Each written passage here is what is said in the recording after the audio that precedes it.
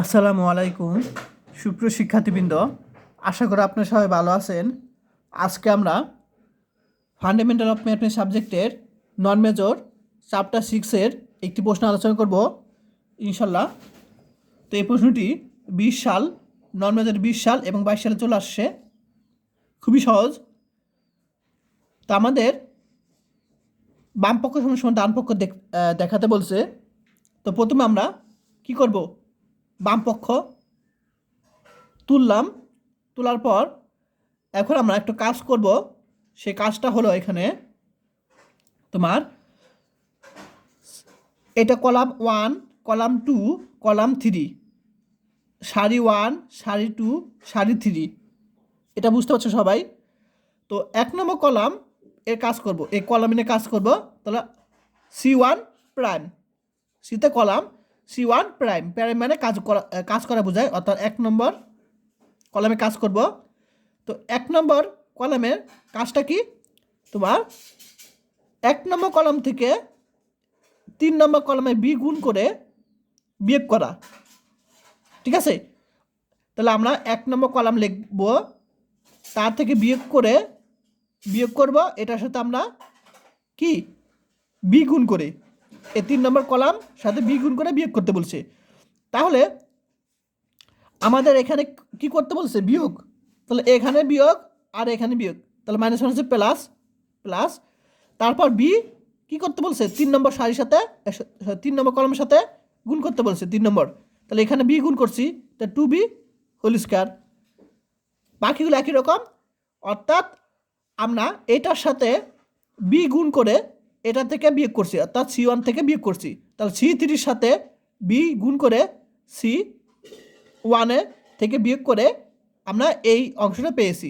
আর বাকিগুলো তারপর আবার C2, অর্থাৎ 2 নম্বর কলামে কাজ করছি, C2 প্রাইম। তো C2 প্রাইম কাজ কি, তোমার 2 নম্বর কলামের সাথে 3 নম্বর কলামের যোগ করছি, যেখানে 3 নম্বর কলামে এ গুণ করা আছে, অর্থাৎ 3 নম্বর কলামের সাথে এ গুণ করে 2 নম্বর কলামের সাথে যোগ করছি, অর্থাৎ এই দুইটা যোগ করে কিন্তু আমরা এটা পেয়েছি। ক্লিয়ার সবাই? আচ্ছা, এখন আমাদের যে লক্ষ্য সেটা হলো এখানে 0 আনবো, এখানে ঠিক আছে, এখানে 0 আনবো। তাহলে এখানে 0 আনার জন্য কিন্তু আমরা কি করছি, আমরা এই কাজটা করেছি। আবার এখানে 0 আনার জন্য কিন্তু আমরা এই কাজটা করেছি, এটা তোমার মনে রাখবা। তাহলে আমাদের লক্ষ্য কি, এখানে 0 আনবো। তো 0 আনার জন্য আমরা এই কাজটা করেছি 1 নম্বর কলামে, আর এখানে 0 আনার জন্য 2 নম্বর কলামে কাজ করেছি এইভাবে। অর্থাৎ 3 নম্বর কলামের সাথে এ গুণ করে 2 নম্বর কলাম যোগ করে কী হবে, এখানে 0 হবে। তাহলে এখানে 0, এখানে 0 আমাদের আনাই লক্ষ্য, ঠিক আছে? আচ্ছা, তাহলে 1 নম্বর কলাম বুঝতে পারছো, 2 নম্বর কলাম বুঝতে পারছো, আর 3 নম্বর কলাম যা আছে তাই। তাহলে 1 নম্বর কলাম এখানে 0 আনার জন্য কাজ করলাম, 2 নম্বর কলাম এখানে 0 আনার জন্য এই কাজটা করলাম।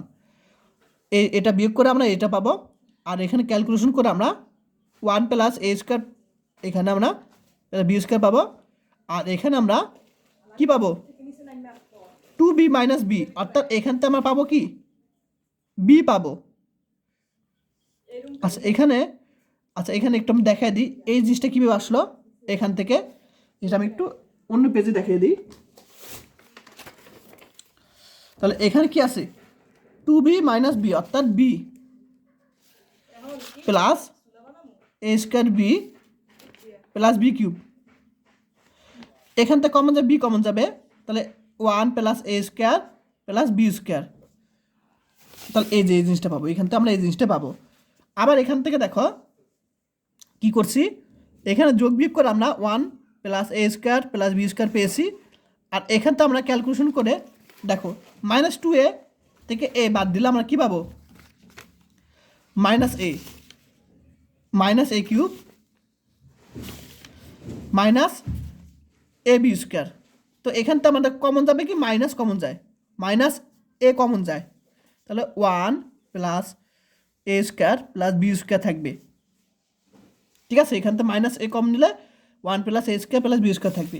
তাহলে এই লাইন থেকে এই লাইনটা লিখতে পারি, এটা থেকে এটা লিখতে পারি। আশা করি সবাই বুঝতে পেরেছো সবাই কি কাজ করলাম। আচ্ছা, এখন তাহলে আমরা এটা সিম্পল জিনিস বুঝতে পেরেছি, আমাদের লক্ষ্য 0 আনা। তাহলে আমরা এই 0 আনার জন্য এখানে 0 আনার জন্য এই কাজটা করছি। তবে এটা ক্যালকুলেশনকে এটা পাবো, এটা ক্যালকুলেশনকে এরকম পাবো, আর এটা যা আছে তাই।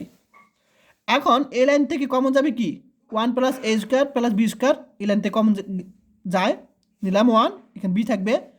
এই লাইন থেকে সেম কমন যাবে 1 + a² + b² কমন যাবে। তাহলে আমাদের এখান থেকে কমন গেল, তাহলে এখান থেকে যদি একটা নিলাম 1 + a² + b², এখান থেকে 1 + a² + b², এই লাইন থেকেও আমরা নিলাম, অর্থাৎ এই কলাম থেকেও নিলাম, এই কলাম থেকে একটা নিয়েছি, এই কলাম থেকে একটা নিয়েছি, অর্থাৎ দুইটা মানে হোল স্কোয়ার। তাহলে এখানে থাকবে, এখান থেকে যদি কমন নেই 1 থাকবে, এখান থেকে যদি কমন নেই b থাকবে, এখান থেকে কমন নিলে 1 থাকবে, এখান থেকে কমন নিলে -a থাকবে, আর এটা জাস্ট তাই।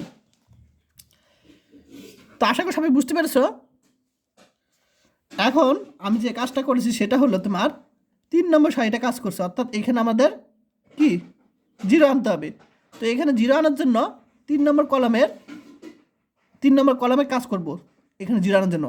তো C3', তো আমাদের কি কাজ করছি, এই 3 নম্বর কলামের সাথে আমরা, আচ্ছা আগে প্রথমে বলি, 1 নম্বর কলামের সাথে 2b গুণ করে 1 নম্বর কলামের সাথে 2b গুণ করে 3 নম্বর কলাম যোগ করছি। তারপর যে মানটা পেয়েছি সেটা এখানে বসিয়ে দিব, অর্থাৎ এটার সাথে আমরা 2b গুণ করছি। 2b গুণ করার পর এটা দেখো, এটার সাথে আমরা যদি 2b গুণ করি, তারপর এটার সাথে যোগ করি, তখন আমরা 0 পাবো। আবার এটার সাথে 2b গুণ করলাম, তার সাথে এটা যোগ করলে 2a পাবো। আবার এটার সাথে 2b গুণ করে এটার সাথে যোগ করলে আমরা 1 - a² + b² পাবো। ক্লিয়ার? আচ্ছা, এখন আমরা নির্ণায়কের নিয়ম কি জানি, যে যখন 1 ধরবো তখন এই কলাম বাদ সারি বাদ, তাহলে এটু গুণ করব। তাহলে আমি এটা আলাদা করে দেখাই। তাহলে যখন 1 ধরবো, 1 তো গুণাকার আসেই, তাহলে কলাম বাদ সারি বাদ, তাহলে এটার সাথে গুণ করবো, এটার সাথে গুণ করব, ঠিক আছে? আচ্ছা, তাহলে এটার সাথে গুণ করলাম, তাহলে 1 - a² + b², সূত্রে মাইনাস, এটার সাথে গুণ করব, তো মাইনাস প্লাস 2a²। তাহলে এখানে পাবো কত, 1 + a², তো -a² + 2a², অর্থাৎ +a² + b² থাকবে। দেখো, তাহলে আমরা এখান থেকে পাবো কি 1 + a² + b² পাবো, আর এখানে 2টা, অর্থাৎ কি হয়েছে, এখানে একটা, এখানে 2টা, 3টা লিখতে পারি। অর্থাৎ আমাদের কি লেফট হ্যান্ড সাইড সমান রাইট হ্যান্ড সাইড, 2টা সমান দেখানো হলো। আশা করি সবাই বুঝতে পেরেছ। ক্লাসটা বুঝতে পেরেছো কিনা অবশ্যই কমেন্ট করে জানাও। তোমরা যদি রেসপন্স করো, বুঝতে পারো, সেটা আমার কাছে ভালো লাগবে, যে তোমরা কি অঙ্কটা বুঝতে পেরেছো।